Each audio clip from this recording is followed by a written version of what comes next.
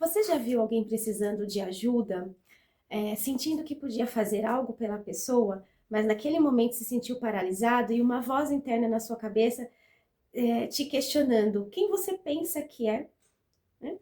E você ficou em dúvida entre estender a mão ou seguir a sua vida como se nada tivesse acontecido?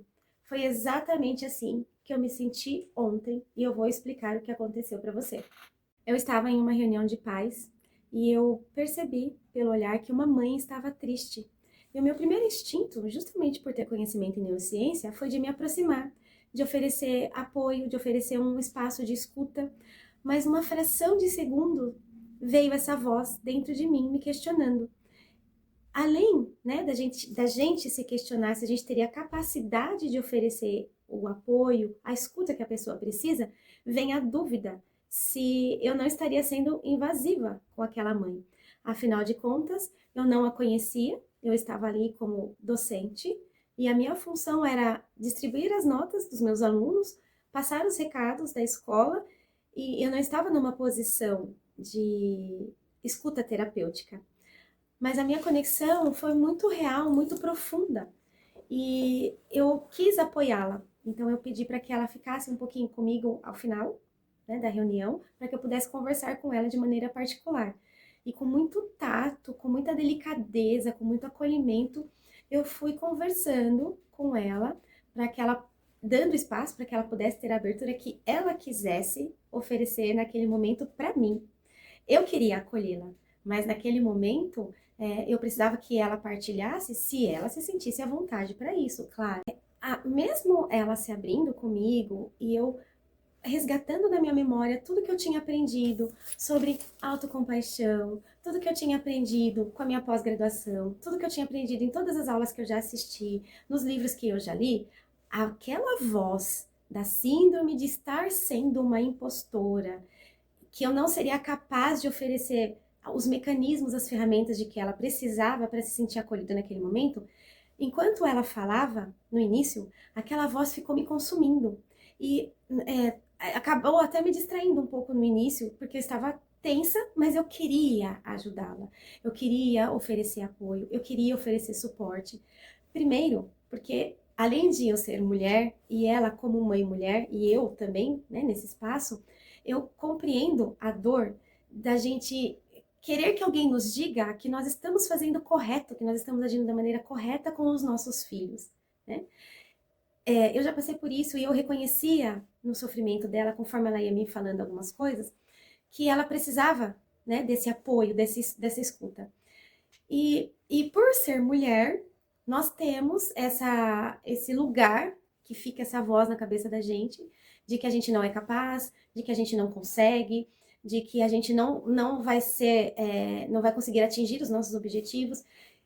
E então, assim, com um pouco até de esforço, eu fui silenciando essa voz, me obrigando a silenciar essa voz e me reconectando comigo mesma, com o meu aprendizado.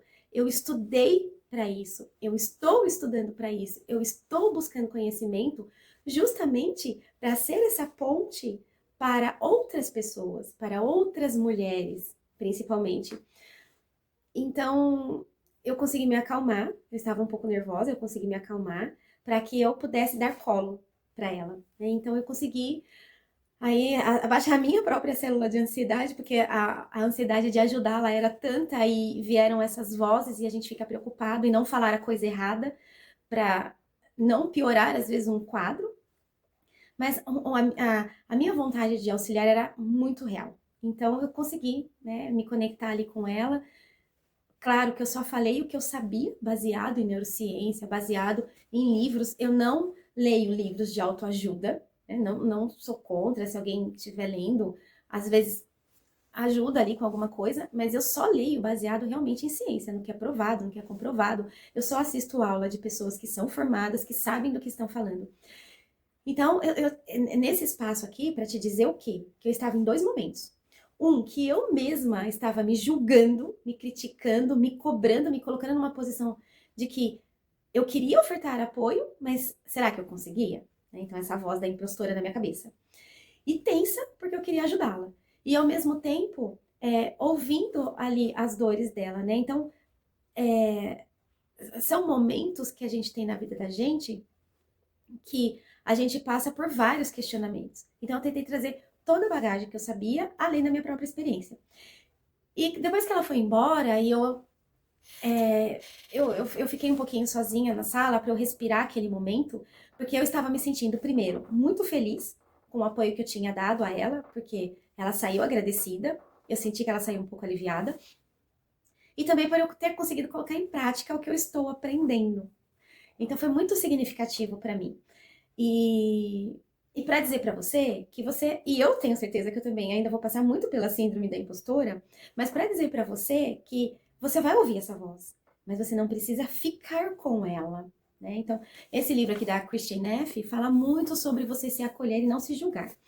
Então, às vezes eu me vejo em situações em que eu tenho que recuperar o aprendizado do livro, inclusive, né?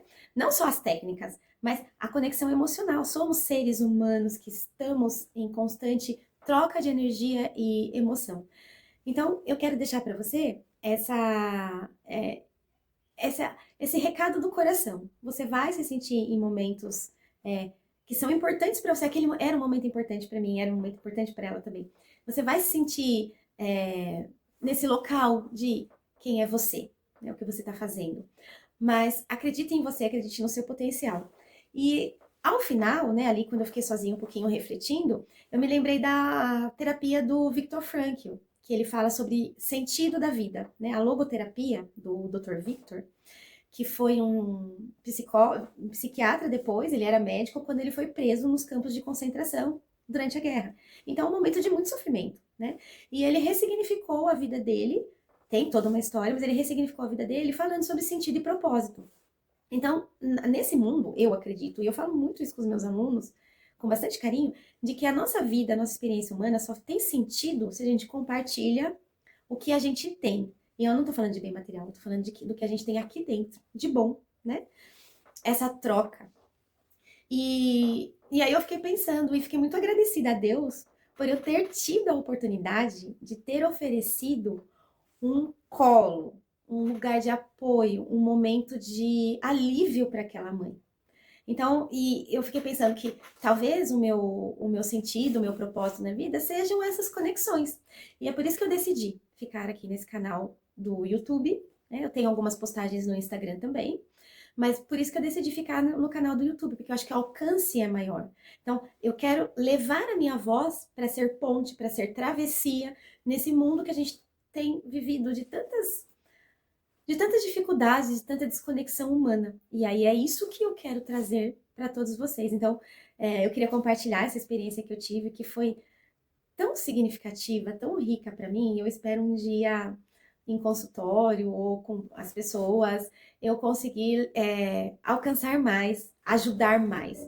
Assim, a palavra ajudar não pode ser banalizada, né? Eu acho que o terapeuta, eu acredito, eu acho que claro, vou aprender muito mais, mas o terapeuta é aquela pessoa que vai te conduzir, não vai te dar as respostas, mas vai te conduzir a um caminho melhor para você. É muito individualizado, né? Por mais práticas que elas existam, mas a pessoa é um indivíduo.